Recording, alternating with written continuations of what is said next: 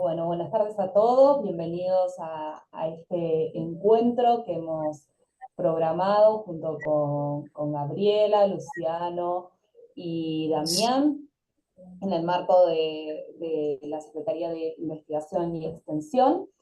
Esta charla titulada Blockchain, las oportunidades de blockchain en la gestión pública, es una iniciativa del licenciado Luciano Falcinelli y todo el grupo de investigación que conforman el proyecto Blockchain y Gestión de Organizaciones Públicas, Análisis de Oportunidad de Implementación, ¿sí? La idea es, bueno, adentrarnos un poco en esta temática. Luciano es licenciado en Economía y docente de nuestra casa, y Damián también.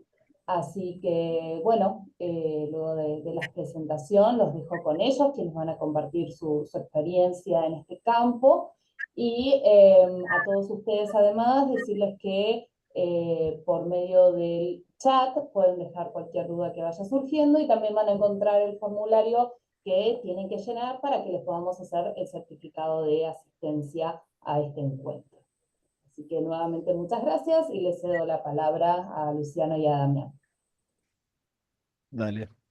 Genial. Bueno, primero y principal, llegué último, así que me presento. Yo soy Damián Diticio, y con Luciano Falcinelli, y otro compañero más, estamos a cargo de una parte de un proyecto de investigación, en lo que nos reúne hoy acá a nosotros. Por ahí voy a hacer una breve introducción, voy a compartir mi pantalla para que todos lo puedan escuchar, para que todos puedan ir viendo, porque por ahí resulta muchísimo más dinámico que se vayan viendo un poquito las diapositivas y vayamos siguiendo y abordando un poquito el tema. Así que bueno, de mi parte, bienvenidos y les agradezco muchísimo que estén acá. Así que damos comienzo a esto. A ver, ahí lo tenemos. Ahí está. Bueno, les comentamos que lo que es la base del proyecto es centrarnos en explorar todo lo que referente a la tecnología de la blockchain puede tener en la administración pública. Luciano y yo venimos ambos dos de administración pública. Yo hace más o menos alrededor de 20 años que trabajo en administración pública y siempre me resultó interesante compartir o poder ir desarrollando este campo. Hoy vamos a discutir algunas facetas del tema y vamos a ver qué desafíos tecnológicos tiene tanto como para el gobierno como para el abordaje de los ciudadanos. Si voy muy rápido, tienen alguna duda, me frenan y seguimos. Eh, a ver, ahí está. Vamos a hacer un mini resumen, o sea, por esta parte vamos a ver una pequeña historia de lo que es la administración pública y la ciudadanía. Vamos a ver un poquito de lo que es la breve historia de la tecnología de blockchain, las diferencias que existen entre la Web 2 y la Web 3 y las oportunidades que brinda la blockchain en la gestión pública. Para trazar un poquito de paralelismo, lo que vamos a intentar generar es ver de qué forma fue evolucionando lo que respecta a las formas de gobierno hasta lo que son los tiempos actuales. Por ahí en la parte de lo que era la Mesopotamia, Egipto y Chino, como podemos ver, son las primeras formas de administración pública que teníamos y era la manera que el gobierno existía a través de la recaudación de impuestos y mantención del orden. Ya para el siglo V antes de Cristo, con Atenas clásica y luego con la parte persa, podemos ver que los atenienses nacen a partir de, o sea, empiezan esa gestión de gobierno con una democracia abierta y los ciudadanos pueden participar en alguna toma de decisión a través de lo que sería la confección de una asamblea, ¿no? Eh, Esos ciudadanos, obviamente, tenían que ser, como ya saben, mayores de edad, no podían ser ni mujeres, ni esclavos, ni extranjeros, tenían que ser ciudadanos nacidos y nativos atenienses. Para la Roma del siglo V al I antes de Cristo, ya existe una participación del Senado en el comicio y los ciudadanos ya podían básicamente elegir lo que son los representantes. Todos estos modos de gobierno fueron evolucionando, fíjense, a lo largo del tiempo y con los transcursos de pocos años, porque parecen muchos, pero no lo son, y lo que hacen es cómo fue cambiando desde un organismo social de gobierno a un organismo democrático de gobierno. Para la Edad Media tenemos los reinos y las monarquías y los feudalismos. ¿Qué es lo importante de esa administración de la Edad Media, del feudalismo? Que obviamente el gobierno estaba netamente centrado con lo que corresponde al comercio. Todos esos modos de gobierno, todas esas formas de conducir a la ciudadanía a través de las políticas de gobierno se trabajaban mera y exclusivamente a través de reglas o políticas propias del comercio. En el feudalismo, obviamente, era la administración a través de la descentralización con los señores feudales, mientras que en las monarquías era una centralización progresiva de poder, o sea, se formaban ciertas mini grupos de burocracias muy rudimentarias. Acá, como podemos ver, hemos compartido que existían ciudades europeas donde algunos habitantes participaban en la gestión local a través de consejos municipales. ¿Qué quería decir? Que ese comercio o esa vida social que se le daba a los pequeños emprendedores dentro de lo que son los consejos municipales podían ir escalando a medida que las ciudades iban creciendo o podían hacer mini consensos en las ciudades para luego ir precisando. Lo mismo que sucede en la actualidad, si nos ponemos a pensar, a veces la línea iba desde lo particular a lo universal y en nuestro caso la línea es al revés, va desde lo universal y hacia lo particular. Más o menos por acá me van siguiendo. En lo que respecta al Renacimiento y esa edad moderna del siglo XX, tenemos más que nada como interesante dentro de esa gestión de desarrollo y de crecimiento que tenían los gobiernos para con los ciudadanos la consolidación del Estado-Nación. Y es esa, bajo Francia de Luis XVI, esa creación de esa burocracia estatal. ¿Qué existía? Existía una racionalidad y una eficiencia para influir dentro de la administración pública. El lineamiento principal de los organismos de Estado-Nación eran basados en la racionalidad y en la eficiencia de esa administración pública. El Estado comenzaba a formar mucho más una participación activa dentro de lo que era la vida común. Y obviamente las ideas sobre la autonomía, aparece la figura del Parlamento. Por ejemplo, como hemos puesto acá, en la Revolución Inglesa, a través de la Carta de Derechos o la Declaración de Derechos, se establece un límite claro a la autoridad monarca.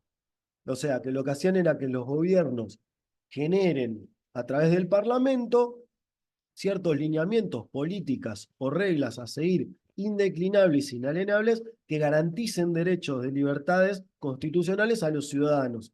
¿A través de qué? A través de limitarles esa garantía de poder que tenía la expresión del parlamentaria. Para la edad moderna y hasta el siglo XX, perdón, también existe la independencia de Estados Unidos, o sea, como acontecimiento hecho importante, y la Revolución Francesa en el 76, 1776 y 1789, que establecen movimientos de soberanía popular sobre los derechos de los ciudadanos. Ya acá empezamos a notar que eh, empieza a crecer la idea del derecho de garantía, lo que se le llama hoy los derechos de garantía de los ciudadanos. Entonces, esos movimientos empiezan a pelear por derechos reales de garantía que puedan permitir a los ciudadanos ejercer cierta especie de control sobre los gobiernos impositores que existían. Con la revolución industrial nace la administración pública profesionalizada, que gestiona el rápido crecimiento económico y urbano, y lo que se empieza a ver es la ampliación del derecho al voto. Fíjense, estamos hablando de 1700, de fines de 1700, en donde, bueno, el derecho al voto, habíamos visto que anteriormente solamente podía ejercerlo los nativos atenienses, hombres y mayores de edad, y en este caso ya estamos hablando que otro sector de la población, mucho más inclusivo, puede ejercer su derecho al crecimiento, o sea, el derecho parlamentario al voto, o para elegir parlamento, a través de la inclusión de la clase trabajadora y después con la inclusión del voto femenino. Un acontecimiento muy relevante dentro del siglo XX. Hasta los años 80 y 90 comienza quizá otro estado general de lo que son las áreas de gobernabilidad de un país o de una región. Nace la descolonización de la gran parte del mundo y nace el estado de bienestar, que es esa expansión del servicio público y el aumento del papel del gobierno en la economía. Claramente es generar a través de políticas y reglas públicas el aumento y la participación del gobierno para con los ciudadanos. Y comienzan a haber movimientos sufragistas de igualdad de derecho, el nacimiento de los movimientos sociales que participan en esos movimientos laborales y influyen directamente sobre las políticas públicas y comienzan a desarrollarse teorías sobre lo que hoy nosotros conocemos como la gestión pública en lo que trata lo que es la función organizacional que tienen tanto los estados como los organismos de índole privado. O sea, acá empezamos ya un poquito hacia los años 80 y 90 a entender el desarrollo del estudio académico se basa en la eficiencia organizacional más que en la eficacia y la efectividad que puedan llegar a tener, sino que esa gestión pública tiene que tener un sustento teórico y donde nacen los primeros pensadores sobre planificaciones y organizaciones. Otro acontecimiento muy interesante a la hora de la gobernabilidad podemos decir que es la gestión pública, bueno, con la caída del muro de Berlín en el 90, y la inclusión del sector privado para la responsabilidad social y la idea de generar resultados cortos, medianos y largoplacistas. Es algo interesante lo que sucede en la década del 90 porque se empieza a atender a la descentralización. ¿Acaso ya son todos conceptos que nosotros vamos empezando a entender?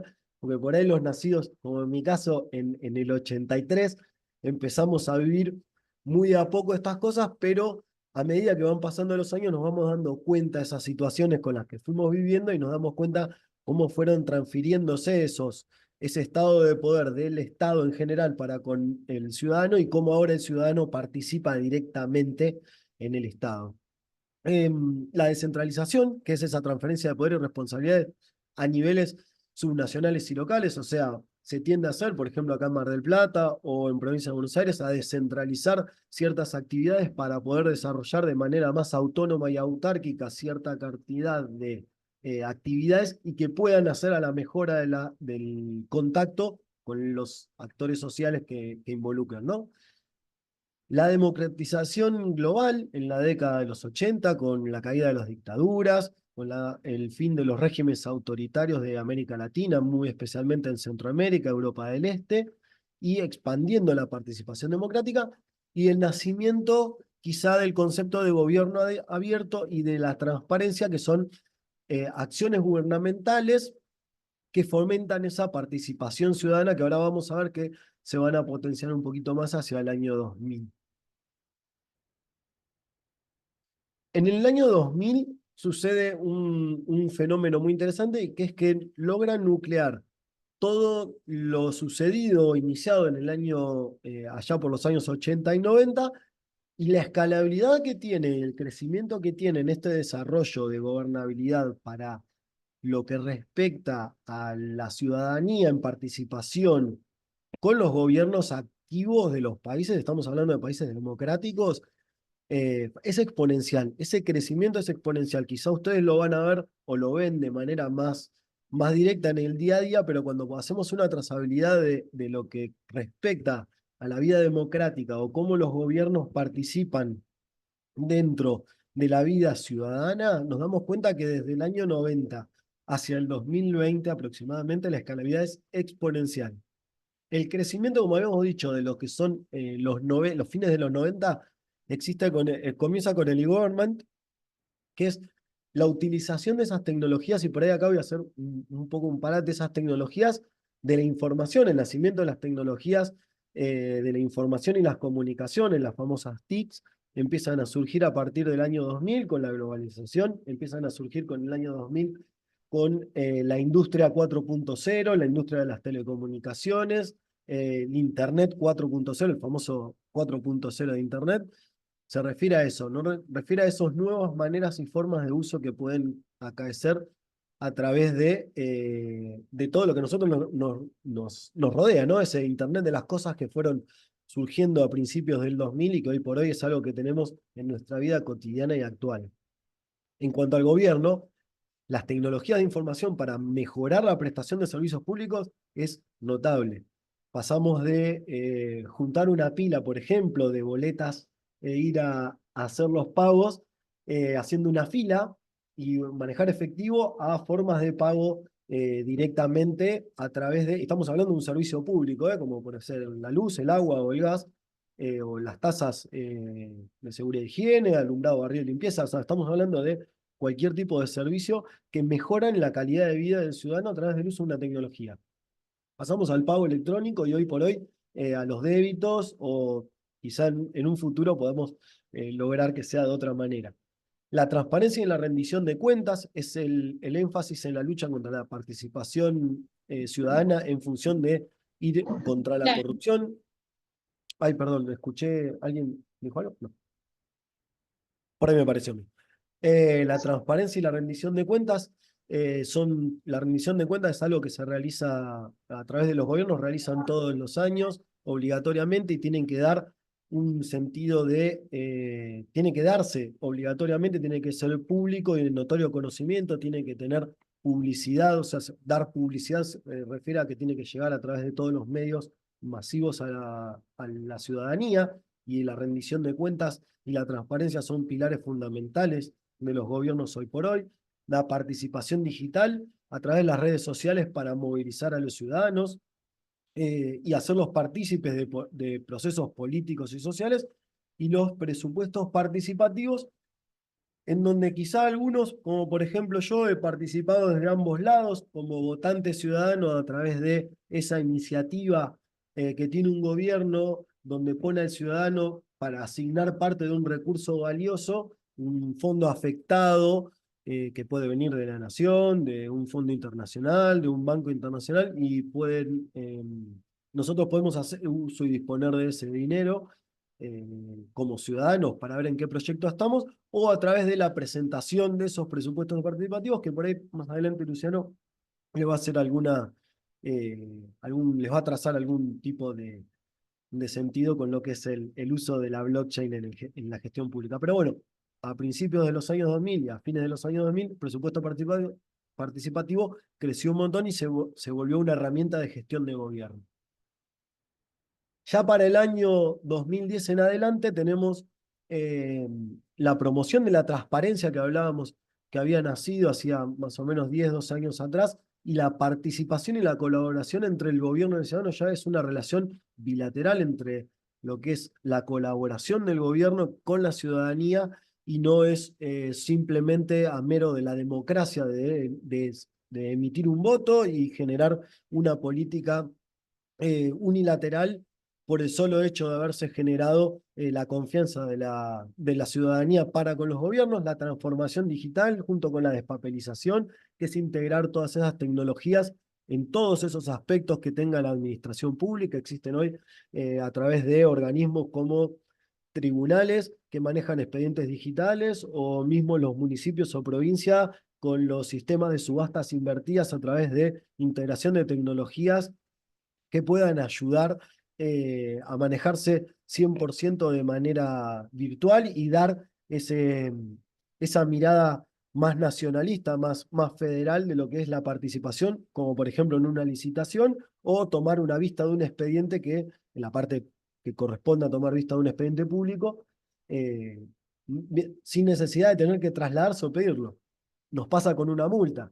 Nos llega la multa, la podemos ver en una página de un gobierno. Eso es parte de esa transformación digital y utilizarla en la administración pública para favorecer a todos los actores dentro de un país. La gobernanza compartida, que es esa colaboración entre el sector público y el sector privado, que fortalece y ayuda a la toma de las decisiones. Y por último, la democracia deliberativa, que son experimentos de formas de democracia que participan e involucran a los ciudadanos en deliberaciones sobre diversos aspectos públicos, que no es una consulta popular, pero más o menos trabaja de la misma manera.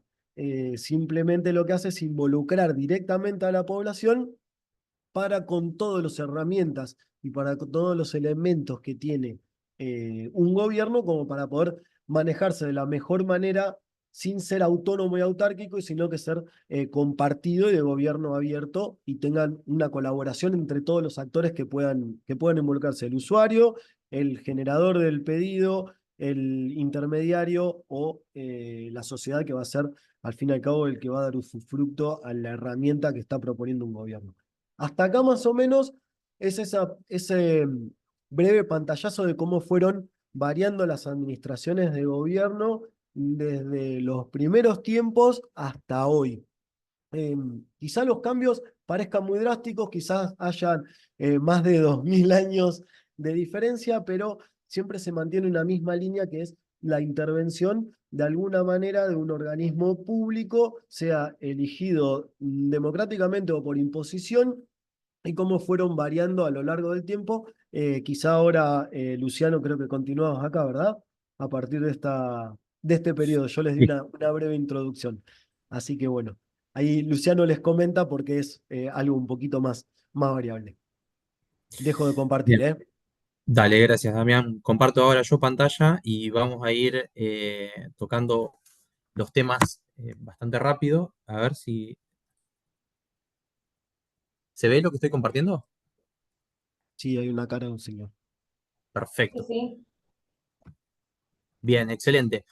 Bueno, vamos a meternos entonces en el tema de blockchain y el desarrollo de la tecnología y cómo se vincula con la administración pública y la participación ciudadana.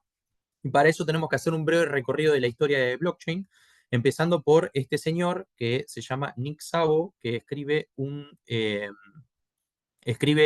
paper allá por los años 96, en el cual él señala las propiedades que tendría un contrato inteligente en la propuesta que él realiza, que serían protocolos de transacción informática que ejecutan los términos de un contrato. Dicho de otra manera, eh, los contratos inteligentes sirven o pueden ser utilizados para ejecutar, verificar y hacer cumplir de manera automática acuerdos predefinidos entre las partes involucradas. Es decir, un contrato que se ejecuta automáticamente. ¿Qué ventajas tiene? Bueno, esto reduce significativamente los costos de transacción, acelera los tiempos de ejecución por la automatización y tiene mayor seguridad y confianza justamente por la tecnología blockchain. Ahora vamos a ver que esto fue una antesala de lo que luego sería eh, el desarrollo de Bitcoin. Pero esperen que acá yo quiero sacarme esto.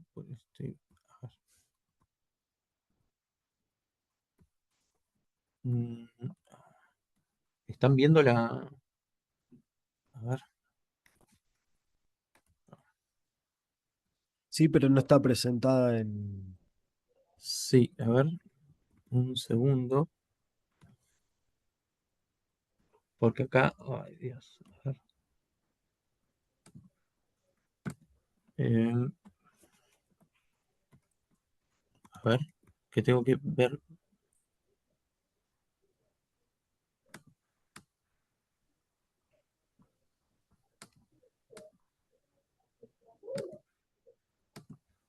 Ahí. Sí, igual volviste a las que fui viendo Dale, dale, yo. paso rápido. Ahí Eh, sí. Ahí está. bien, características entonces de los smart contracts o contratos inteligentes, ¿no? Son protocolos de transacción informática, es decir, tienen definidos los pasos eh, que se deben seguir para ejecutar el contrato. La verificación criptográfica permite asegurar que las condiciones de los contratos se cumplan antes de la ejecución. Otra propiedad de la blockchain es que es inmutable, es decir, que una vez establecido el contrato no puede ser alterado y que esto previene el fraude y asegura la integridad de los acuerdos. Y por otra parte, permite estos contratos inteligentes son transparentes, es decir, porque los participantes del contrato pueden ver los términos y el estado del contrato dentro de blockchain. Esto fue una antesala de lo que luego sería una revolución con el desarrollo de Bitcoin, junto con el paper que escribió Satoshi Nakamoto, del cual nunca se supo la identidad, como se ve en la imagen de la derecha. Se estima que pueden haber sido 6 personas diferentes. Nunca se supo quién fue verdaderamente quien escribió el paper del desarrollo de Bitcoin, básicamente una tecnología que permitía realizar transferencias de dinero electrónico de persona a persona sin intermediarios. Bitcoin generó una revolución en 2008 en medio de la crisis de Lehman Brothers y introduce justamente la descentralización en el uso del dinero electrónico mediante los tokens. Vamos a ver qué son estos tokens, que en definitiva no deja de ser otra cosa que una moneda, ¿no? Los bitcoins en la red de Bitcoin son la moneda de intercambio y en una red descentralizada donde la emisión monetaria está controlada por un algoritmo, es decir, una red sin inflación, podríamos decir. Es interesante este tema, pero no vamos a entrarnos más en detalle en esta exposición. En la blockchain, donde se registran las transacciones, la blockchain, que significa cadena de bloques, lo podemos tomar como un libro mayor distribuido o un libro contable, ¿no? Donde se registran estas transacciones bajo seudónimos, es decir, anónimas, sin que se vea quién transfiere a quién, pero nosotros podemos ver todas las transacciones en la blockchain. Y mediante el esquema de prueba de trabajo se da solución a un problema que se conocía como el dilema de los generales bizantinos, que es cómo nos ponemos de acuerdo en una red descentralizada para validar que las transacciones son reales y que no son intrusos los que están enviando transacciones falsas, como por ejemplo hackeando la plataforma para poder introducirse en su cuenta personal transferencias, ¿no? Justamente con la prueba de trabajo, que es el esfuerzo computacional que se requiere para la validación de las transacciones, con esa herramienta se logra vencer el dilema de los generales bizantinos mediante esquemas de incentivos a los mineros. Los mineros son los que validan las transacciones y reciben recompensa en bitcoins por estas transacciones validadas. Y la otra característica importante del paper de la propuesta de Satoshi es que las transacciones son irreversibles y el libro distribuido es inviolable. Es decir, se parece a esto, ¿no? La cadena de bloques básicamente es un bloque de información como un registro contable, como explicaba recién, enlazados por medio de un hash, que es un código criptográfico, que enlaza el anterior bloque con el siguiente. Y una vez que está ese bloque añadido a la red, no se puede modificar, no se puede alterar, y esta información la comparten todos los nodos de la red. En definitiva, como pueden ver acá en la página de blockchain.com, tienen transacciones de Bitcoin o porciones de Bitcoin, cada una con un hash diferente, pueden verlo en el medio de la pantalla, cada una con un hash diferente que luego de agregar varias transacciones juntas se forman un bloque, se adicionan a la cadena de bloques y ahí tenemos la continuidad de la red blockchain que sigue adicionando bloques todo el tiempo desde la creación del primer hash y de la primera transacción de Bitcoin. Entonces, estamos hablando de un registro contable descentralizado, es decir, que la información está repartida en todos los nodos que son parte de la red de blockchain de Bitcoin. Y después tenemos que agregar otro personaje y otro paper importante en el desarrollo de la tecnología. Este caso es Vitalik Buterin, que quizás algunos lo conozcan. Él es el creador de Ethereum, visitó a la Argentina, además lo vistieron con un poncho, acá hay una foto con el expresidente Macri, y Vitalik Buterin, que es famoso y anda recorriendo por el mundo, escribió el siguiente paper sustancial en la historia de blockchain, que es justamente el paper de Ethereum, ¿no? Una plataforma de contratos inteligentes y aplicaciones descentralizadas. En este caso, el libro mayor distribuido o el libro contable, la blockchain, se llama Ethereum y la moneda, el token, se llama Ether. Se intercambian Ethers. Pero además, lo que desarrolló Vitalik es que en la Ethereum Virtual Machine se pudieran no solo registrar transacciones, sino registrar código. Y es decir, programar sobre la capa de Ethereum y seguir construyendo encima de la Layer 1, como se la conoce, de la capa 1, construir nuevas capas de interacción y con eso se abre todo un mundo. Es decir, no se registran solamente transacciones, como en el caso de Bitcoin, sino en este caso se pueden registrar dApps, que son aplicaciones descentralizadas, y se pueden registrar también organizaciones descentralizadas, que es decir, son estas organizaciones, por ejemplo, son autónomas, las crea alguien o las crea un conjunto de personas, pero no son los dueños de esa organización, sino que la organización avanza por la toma de decisión de los miembros que forman parte de esta organización y tienen derecho a voto y a participar y a hacer sus propuestas y determinar qué quieren hacer, por ejemplo, con sus aportes, etcétera, etcétera, etcétera. Y otros aportes que realizan. Sí, sigo. Por las dudas, mutéense y después al final damos lugar al espacio de preguntas, a ver que lleguemos con toda la presentación. Otra propuesta del paper de Vitalik es cambiar de la prueba de trabajo, el proof of work, al proof of stake, que básicamente requiere menos esfuerzo computacional. Ustedes conocerán las granjas de minería que hay en muchas partes del mundo, donde se requiere mucho consumo de energía para validar las transacciones. Eso es el proof of work. Vitalik propone o desarrolla el Proof of Stake y con ello se necesita mucho menos esfuerzo computacional para validar transacciones, lo cual genera una red mucho más eficiente.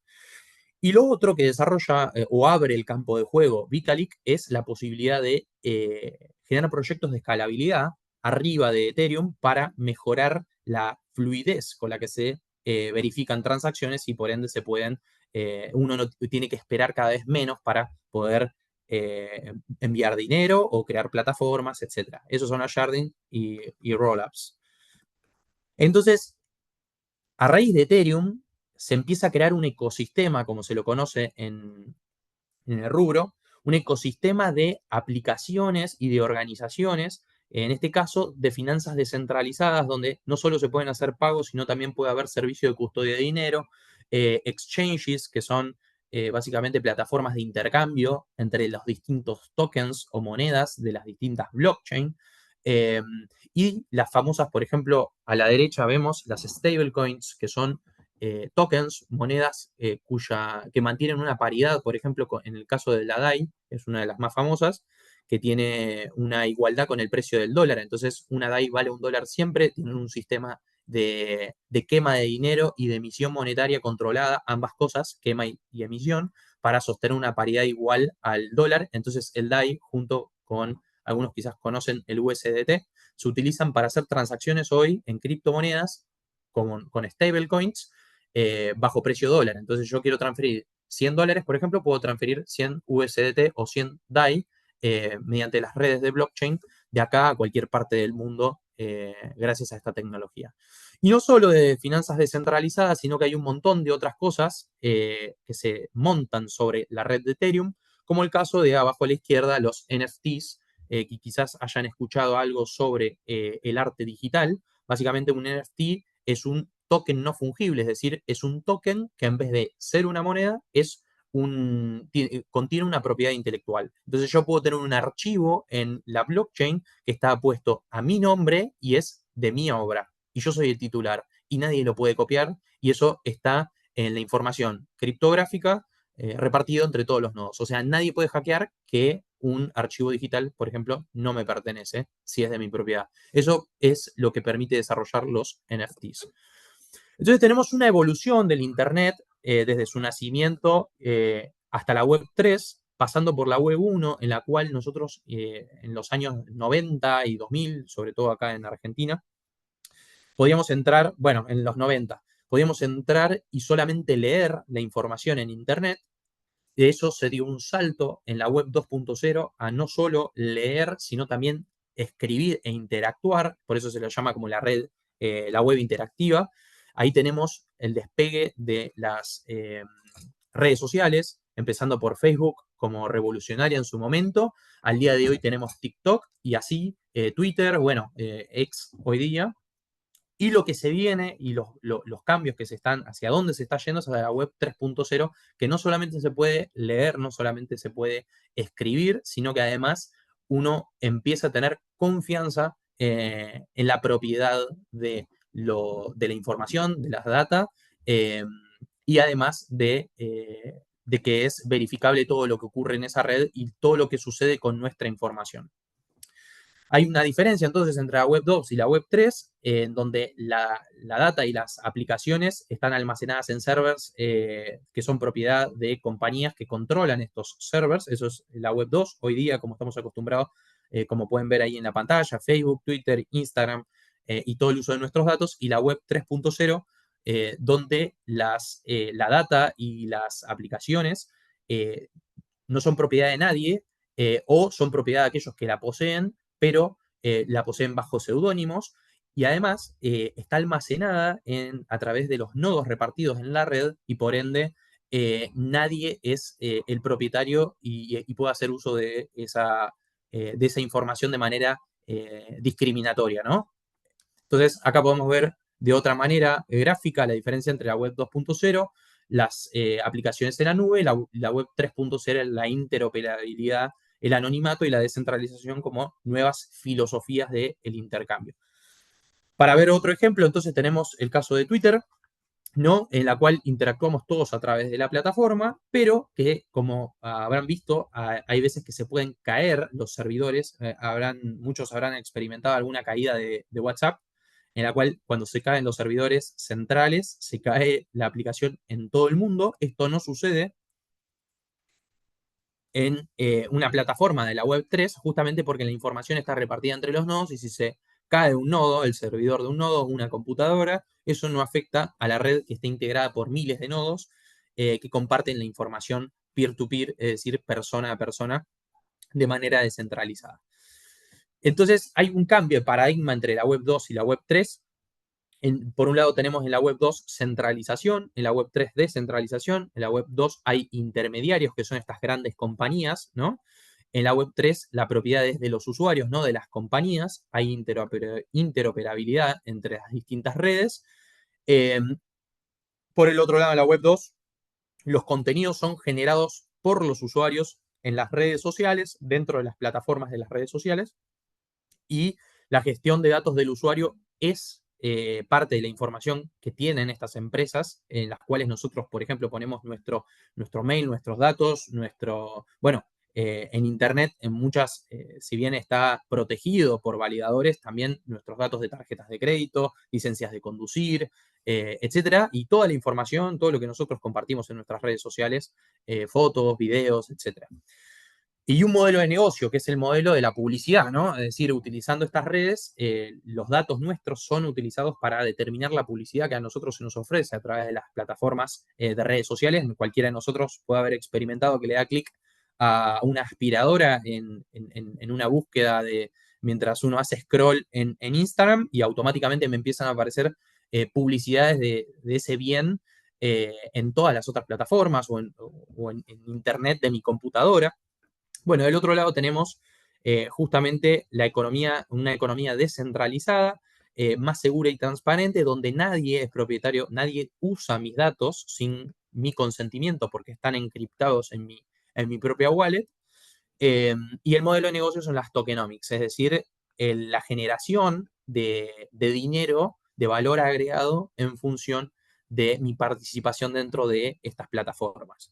Volviendo al ejemplo anterior de la diferencia entre Web 2 y Web 3, entonces nosotros tenemos un montón de información que es compartida, en este caso con Twitter o X, por todo lo que publicamos ahí y toda la información que con ello se puede hacer uso. Y un caso importante de esto, histórico, fue el de Cambridge Analytica, que utilizó la información de 83 millones de personas en Facebook para realizar análisis estadísticos y generar publicidad en campaña electoral para favorecer o atacar a distintos actores políticos en función de la data que nosotros compartimos en la red social, ¿no? Entonces, un caso famoso en Estados Unidos, el de Cambridge Analytica. Entonces, tenemos las viejas aplicaciones, podríamos decir, de la web 2, como Facebook, como X, como Amazon, como un marketplace, o como Spotify, en el caso de la música, del uso de la red social de la música.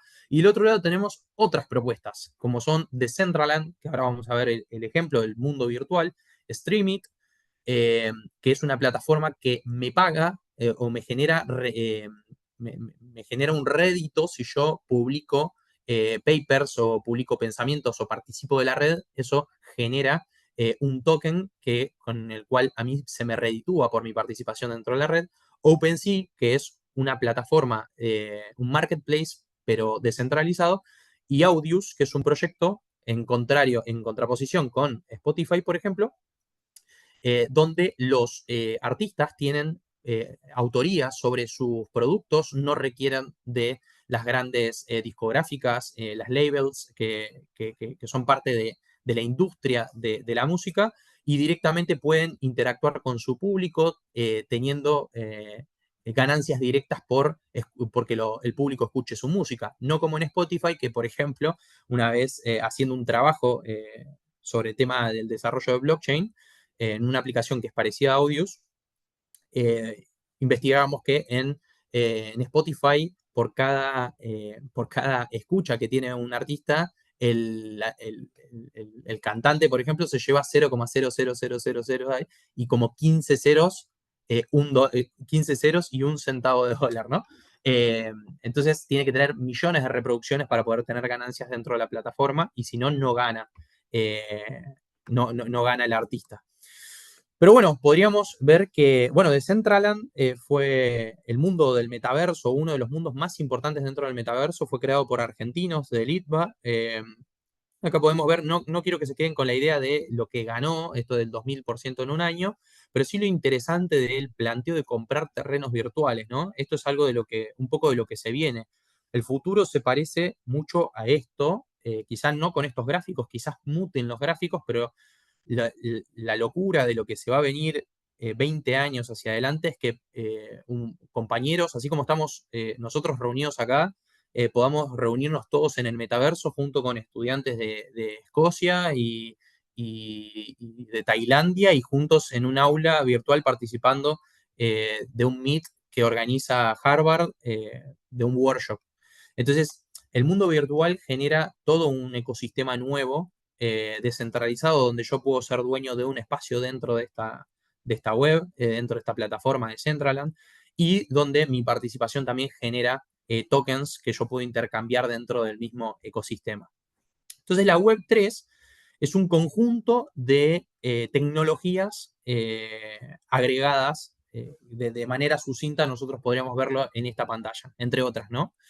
Las redes peer-to-peer, la criptografía avanzada, ¿no? Desarrollos científicos que después redundan todo en una misma revolución, los tokens no fungibles, los NFTs, sistemas de almacenamiento descentralizado, no una nube centralizada como Google Drive, por ejemplo, sino descentralizado, protocolos de gobernanza descentralizado, blockchain, contratos inteligentes, identidades descentralizadas. Y acá ya entrándonos en ejemplos de uso gubernamentales, tenemos el caso de Dubái, que está haciendo toda una transición en la aplicación de la tecnología blockchain. Fíjense acá algunos ejemplos, ¿no? Digitalización de títulos de propiedad, es decir, la gente puede tener en la blockchain el título de su propiedad, y si hace intercambios de su propiedad y se la da a otra persona, eso queda registrado en la blockchain. Entonces, las transacciones ahí son seguras, de propiedad, bueno, incluyendo compra, venta y transferencia, se registran en esta blockchain. Ahí se genera un registro inmutable y transparente. Se utilizan contratos inteligentes para automatizar los procesos de transferencia de propiedades, y se verifican automáticamente los requisitos legales y financieros antes de proceder con la transferencia. Es decir, que tengan, por ejemplo, el dinero que promete tener para realizar la compra-venta de una casa, supongamos. Bueno, interconexión con servicios gubernamentales. La plataforma blockchain se integra con otros servicios gubernamentales como la emisión de visas, la gestión de hipotecas, la verificación de identidad. Es decir, todo esto puede estar en la blockchain, y nosotros podemos dar uso de esa información en la medida que nosotros determinemos que querramos darla. Y esto la información no la tendrían en los servidores del gobierno, sino nosotros en nuestros propios dispositivos protegidos mediante la criptografía. Y acá en Argentina, bueno, ahora vamos a ver un poco más, pero hay varios ejemplos de ciudades que están incorporando esta tecnología. En este caso tenemos a Vitalik Buterin, que participó de un evento en Buenos Aires, y en el gobierno de la ciudad de Buenos Aires desarrolló un white paper, es decir, un proyecto que se llama Quark, en el cual uno puede generar una identidad autosoberana. Fíjense, ahí el resumen está muy bueno, porque muestra algunos cambios de la filosofía de la participación ciudadana y del gobierno en interacción con los ciudadanos, ¿no? Entonces, fíjense, ¿no? Hoy el acceso y el uso de estos registros está fuera de control de los usuarios a los que identifican, es decir, el uso de la información está fuera de control. El poder y el control está del lado de los entes que guardan la información, no sobre quienes refieren.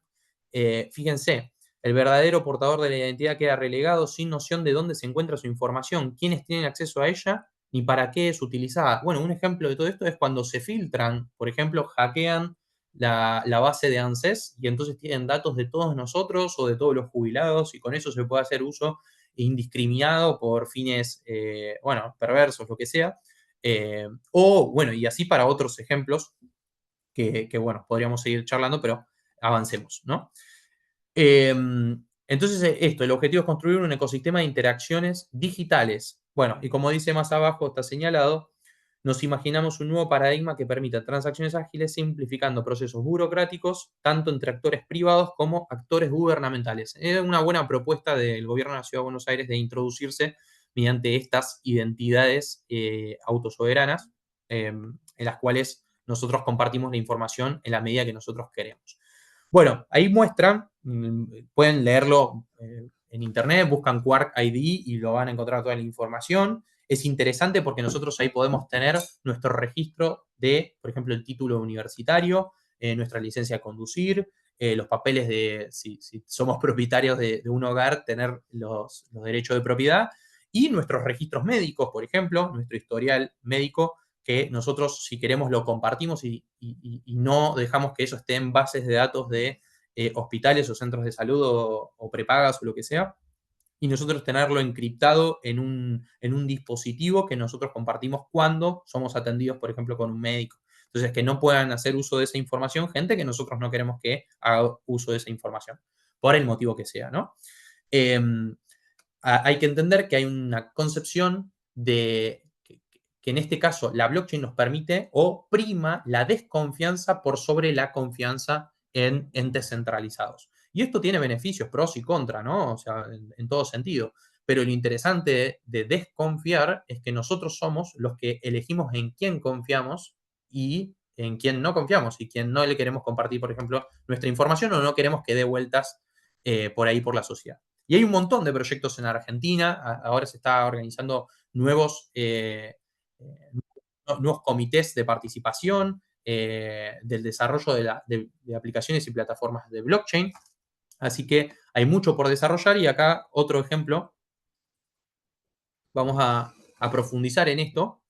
Plan B es un proyecto de Lugano, no Lugano acá en el distrito en Capital Federal, sino Lugano, una ciudad en Suiza, en el cual están aceptando pagos con, bueno, crypto friendly, lo llaman, ¿no? Están aceptando pagos en bares, en eventos, con el uso de criptomonedas. Y como pueden ver en este mapa, acá hay, bueno, más de 200 locales en los cuales son aceptados en este lugar.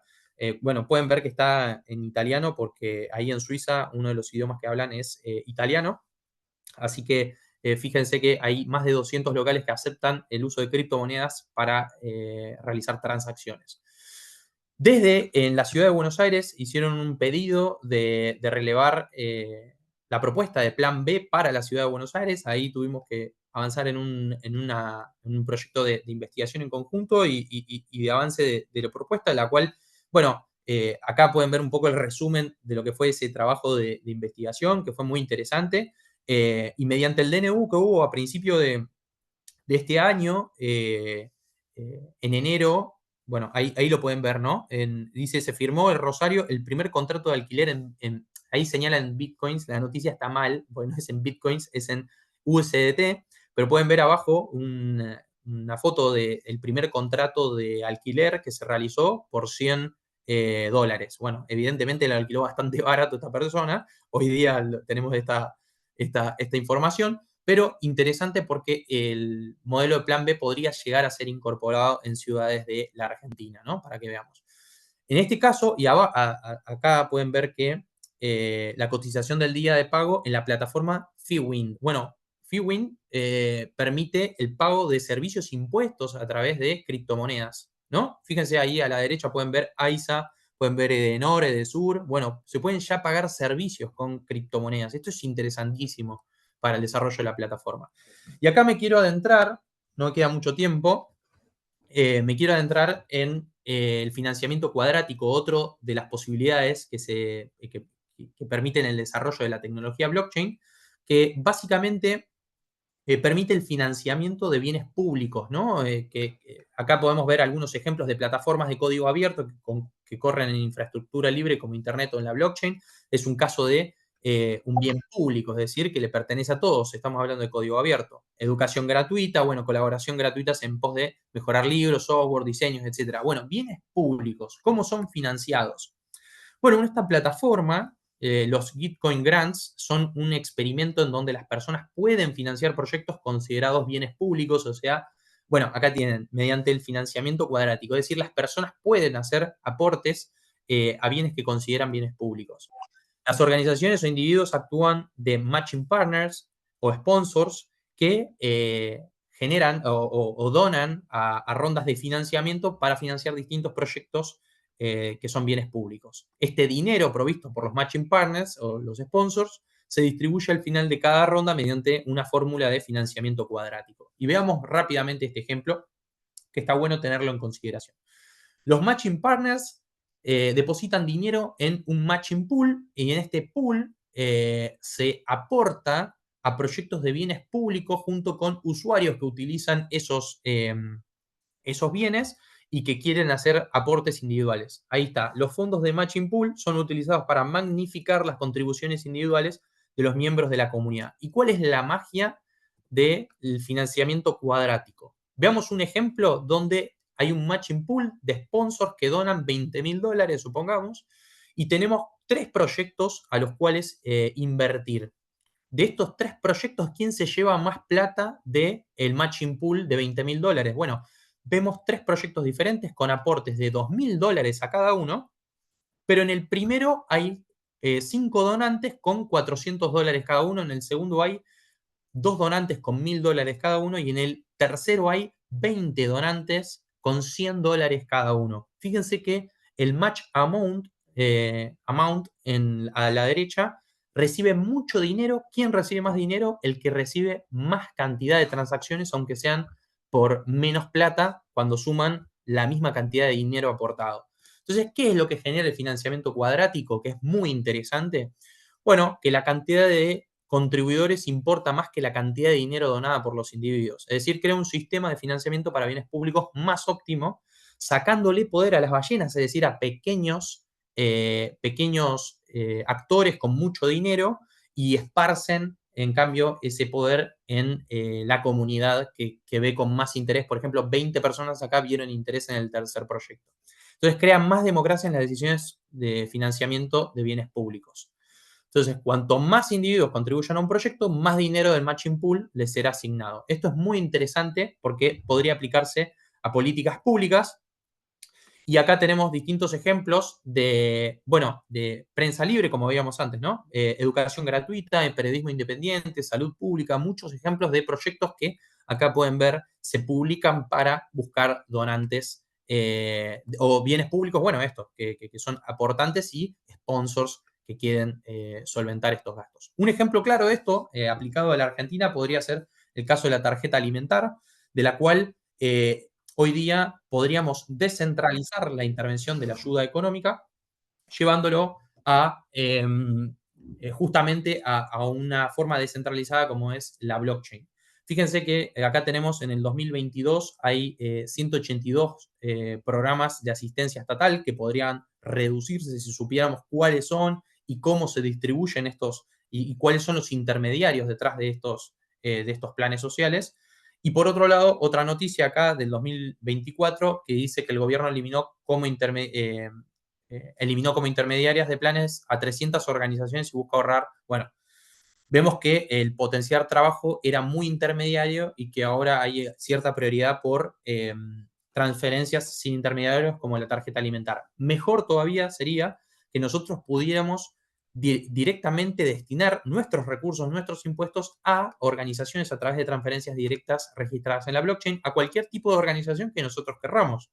No, ¿por qué tiene que ser esta organización y no esta otra? Bueno, quizás yo quiero aportar a CONIN y otro quiere aportar a UNICEF y otro le interesa más la educación, entonces quiere hacer ese aporte en la educación. ¿Por qué no podemos hacer uso? Y otra cosa, la importancia de la blockchain que permite registrar y ver la trazabilidad, es decir, que los fondos lleguen a destino sin la necesidad de intermediarios, porque en la blockchain lo puede registrar.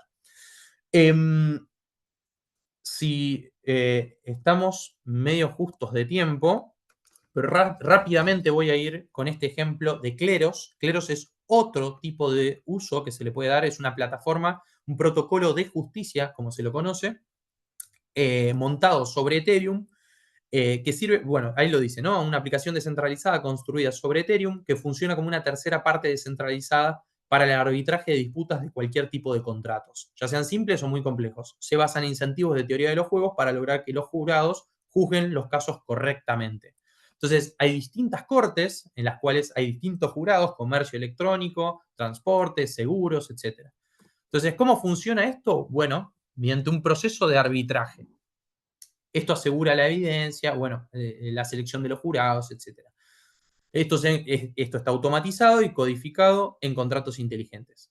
Y todo esto se basa en una teoría de los juegos que se conoce por el creador Thomas Schelling como punto focal o Schelling Point, donde la expectativa de cada persona acerca de los demás, o sea, de esto se trata, ¿no? De qué espero yo que los otros esperan que yo espere.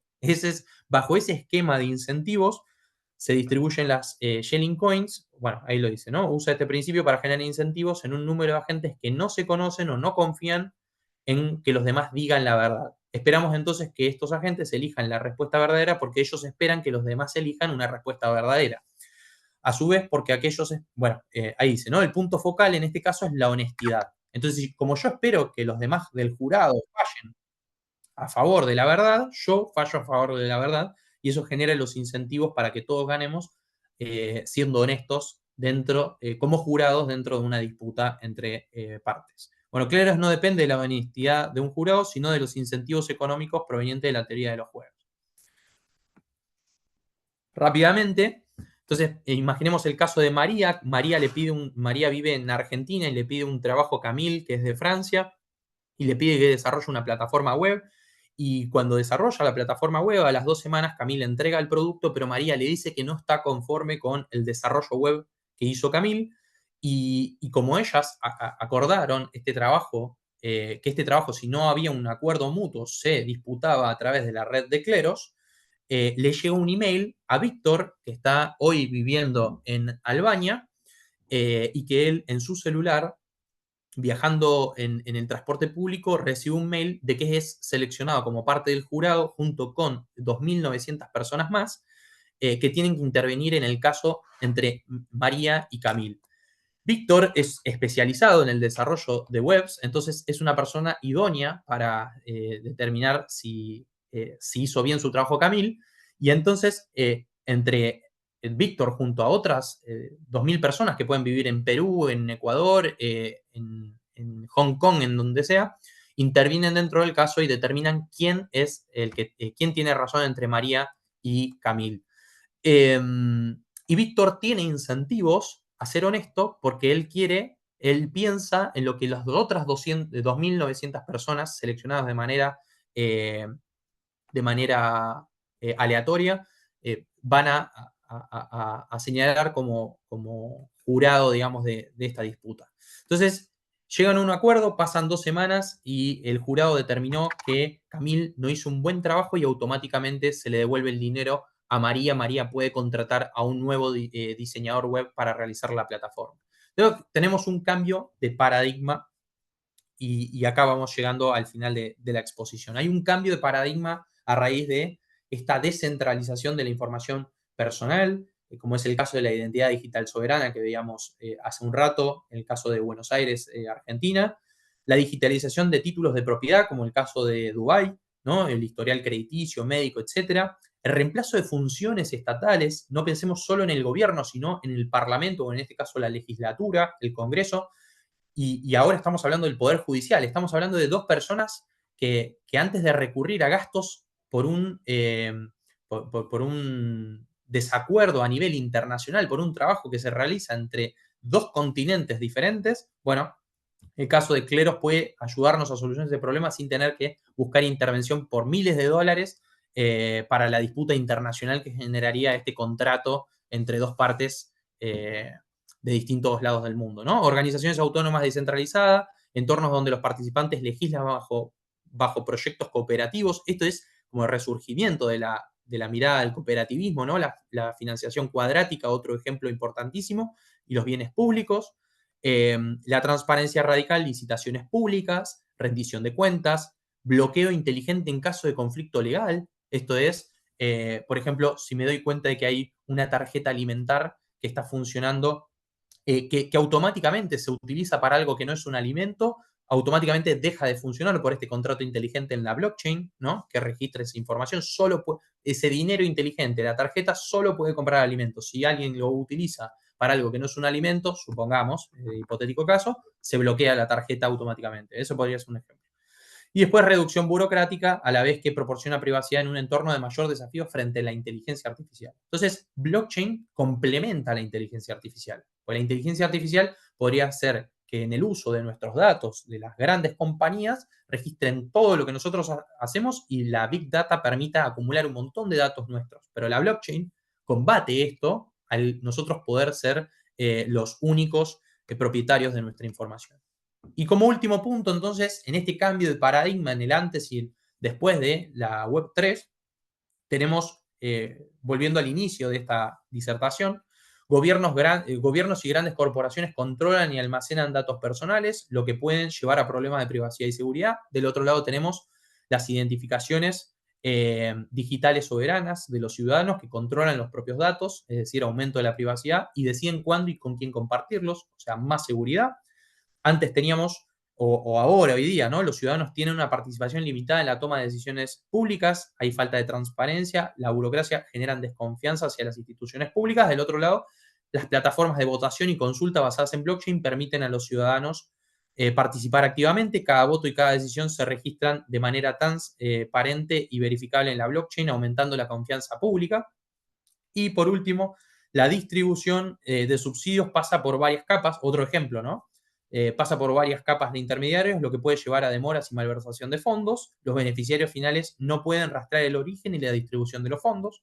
Y del otro lado tenemos la Web3, la blockchain, que nos permite la distribución directa de subsidios y ayudas a los beneficiarios mediante contratos inteligentes, eliminando a los intermediarios. Así que tenemos un cambio de paradigma cultural en la relación de los ciudadanos entre sí y la relación de los ciudadanos con la administración pública y los gobernantes, y distintas formas de interactuar que no existieron nunca y que no sabemos muy bien cómo van a ser en el futuro inmediato de los próximos años. Así que bueno, perdón la velocidad, fuimos bastante rápido en la presentación, la intención era llegar al final. Y bueno, si unos minutitos, no sé si queda alguna pregunta en particular, abriendo. Hola, Luciano. Víctor te saluda. ¿Qué tal, Víctor? ¿Cómo estás? Bien, dos preguntas. Sabemos que hablaste mucho de seguridad y lo que ahora tenemos son la información de determinadas personas en un solo, llamémosle, disculpe mi ignorancia, un servidor, ¿no es cierto? Donde puede ser libremente hackeado. Ahora, ¿qué garantía me da que la distribución en muchos lugares de esa información no pueda ser un trabajo de hormiga de estas personas, ¿no es cierto? De ir buscando uno por uno y tratando a ver si me explico en la pregunta. Sí. ¿Qué más garantía me da distribuir en muchos lugares que en uno solo? Por un lado entiendo dificulta al hackeador, pero además de eso... Bien, ahí señalo dos cosas puntuales. Un ejemplo y la respuesta rápida. Imaginemos que con todos los intentos de hackeo nadie pudo determinar la autoría detrás de la transacción, de la primera transacción de Bitcoin, en el caso de Satoshi Nakamoto. O sea, nadie pudo hackear, o sea, nadie hasta el día de hoy pudo hackear la información de quién fue y quién es Satoshi Nakamoto detrás de esa blockchain. Y esa fue la primera de las transacciones, ¿no? La más importante, podríamos decir, porque es la que más interés y revuelo generó. Entonces, hay una cuestión del anonimato que es fundamental en este caso, es decir, porque todos actuamos bajo seudónimos, entonces nadie sabe qué es lo que yo transfiero y nadie puede, lo que se puede percibir son las wallets, es decir, las transferencias que se realizan de cada una de las billeteras, pero no la persona que está detrás, eso es un punto importante. Pero por otro lado, el hecho de que la información esté distribuida en nodos, pensemos que recién hablaba hablaba de un libro contable que registra información, ¿no? Y que si yo quiero falsar lo que el registro señala, yo tengo que ir en contra de toda la red, porque hay un registro, ¿no? Que yo quiero cambiar y que es que Pepito no le transfirió a Pablo, sino que Pepito me transfirió a mí, ¿no? Yo quiero falsar esa transacción. Pero para hacer eso yo requiero de un esfuerzo computacional tan grande que tengo que tener más energía que el 50% de los nodos de la red. Y estamos hablando de miles de nodos en el planeta Tierra. Miles de nodos. Entonces yo tengo que tener un esfuerzo tan grande para sostener ese registro falso que no puedo franquear la inmutabilidad del registro. Es decir, no puedo cambiarlo el registro. Sí existen hackeos, y esto por si ven noticias, existen hackeos porque hoy estamos como esto es como el comienzo de la era del Internet. Cuando se generaron las burbujas.com, quizás recuerden en los años 90-2000, cuando hubo la crisis de las .com, donde hay un montón de euforia, donde se invierte mucho dinero, y estamos como a prueba y error. Eso por un lado, ¿no? Por otro lado, también hay hoy se mantienen organizaciones descentralizadas con organizaciones centralizadas. Entonces también hoy son hackeables plataformas centralizadas que utilizan blockchain o transacciones de la blockchain que son descentralizadas. Un ejemplo ahí, se me fue. Esta que hace publicidad todo el tiempo, que la podemos ver en la calle, que la gente tiene cuentas. Ay, me sale Bitcoin, pero se me fue. Binance. Quizás muchos hayan visto publicidad de Binance. Binance es una plataforma centralizada que utiliza la tecnología de blockchain, pero que a su vez no deja de ser una empresa. Entonces, sí se puede hackear Binance, ¿no? Porque no soy yo utilizando Bitcoin directamente, sino a través de Binance. Y esto hay un montón de intereses ahí detrás, de obviamente grandes empresas que siguen queriendo ser parte del juego. Entonces, sí se puede hackear a esas grandes empresas. Entonces, yo diría, bueno, la red blockchain no puede ser franqueable, pero bueno, un montón de organizaciones que están utilizando esta tecnología sí pueden ser franqueables. Y la otra cortita, esto interviene en inteligencia artificial, ¿verdad? Sí y no. A ver, la blockchain es una tecnología, ¿no? Pero recién yo mostraba la imagen de que la Web 3, entendida como esta revolución tecnológica, incluye blockchain e incluye también la inteligencia artificial e incluye otro tipo de desarrollos científicos y computacionales que se utilizan para esto. Entonces, la inteligencia artificial, eh, es importante, pero de alguna manera blockchain es un contrapeso de la inteligencia artificial, porque la inteligencia artificial es una herramienta capaz de agrupar un montón de información y de procesarla y de generar análisis y de difusión, etc. Pero eso no tiene que ver directamente con la blockchain, porque, por ejemplo, una inteligencia artificial no podría tener acceso a mi wallet, porque mi wallet está encriptada y tiene un hash criptográfico que la defiende de intrusos. Entonces, esas dos tecnologías se pueden complementar para el desarrollo de un futuro, pero al mismo tiempo se equilibran, ¿no? Entre privacidad y abuso de la privacidad, que ese es el gran desafío de la inteligencia artificial, el abuso de la privacidad, porque, bueno, pueden saberlo todo de nosotros. Eso es lo Gracias. cierto. No, de nada. A ver, bueno, acá dice Marina, El Salvador aceptó Bitcoin como moneda de curso legal. Eso es cierto. Bitcoin no es la mejor de las monedas para hacer, esto ya es como economista, ¿no? No es la mejor de las monedas como para hacer eh, medio de cambio, como se lo conoce como una de las propiedades del dinero, pero sí, al día de hoy, está siendo indiscutible que es reserva de valor. Más allá de que fluctúa mucho a través del tiempo, nunca perdió el valor que tenía. De hecho, hoy está cerca de los $100.000. Es una locura, digamos, el valor, pero no es estrictamente lo que hablamos en este caso de blockchain, ¿no? Las criptomonedas son un punto dentro de la tecnología de blockchain. Bien. ¿Alguna duda más?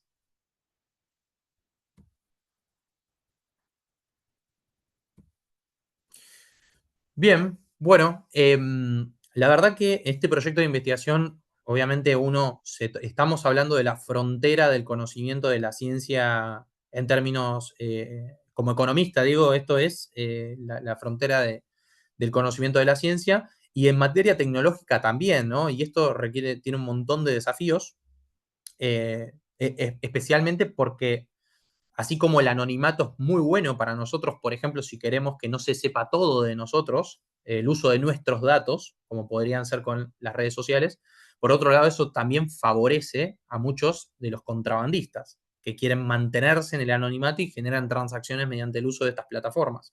Entonces, hay desafíos, nadie dice que es todo color de rosas, pero eh, ahí Marina el caso de Lugano. Bueno, ahora un comentario sobre eso. Pero nadie dice que es todo color de rosas, pero hay una invitación al uso de la tecnología, obviamente, como cualquier herramienta, para usos buenos y usos malos. Se puede utilizar para lo que uno desee hacerlo. De la misma manera que la inteligencia artificial hoy está pudiendo leer de a 200.000 papers de medicina en este momento y en un par de minutos puede tener la información de todos los avances que se están realizando en la ciencia médica y hacer el mejor diagnóstico que se haya visto para resolver un caso complicado de salud. Bueno, de eso estamos hablando del desarrollo de la inteligencia artificial en un caso. Y lo último, esto aprovechando el comentario de Marina respecto a Lugano, es muy bueno el ejemplo de Lugano, que ya lo están permitiendo, porque ellos sobre todo promocionan el uso de las stable coins, es decir, las monedas que tienen una paridad con el dólar, o en este caso con el franco suizo. Eh, y además, junto con los tokens de la ciudad, ¿no? De la ciudad de Lugano. Y con eso pueden pagar impuestos. O sea, por el uso de la tecnología de blockchain, en la ciudad se generan recursos con los cuales los ciudadanos pueden pagar sus impuestos. Y eso es una excelente herramienta de promoción de la tecnología y de educación financiera, que esto es fundamental. O sea, esto no es para que se meta la gente, por ejemplo, chicos, sin ningún tipo de instrucción y utilicen dinero en las plataformas de criptomonedas.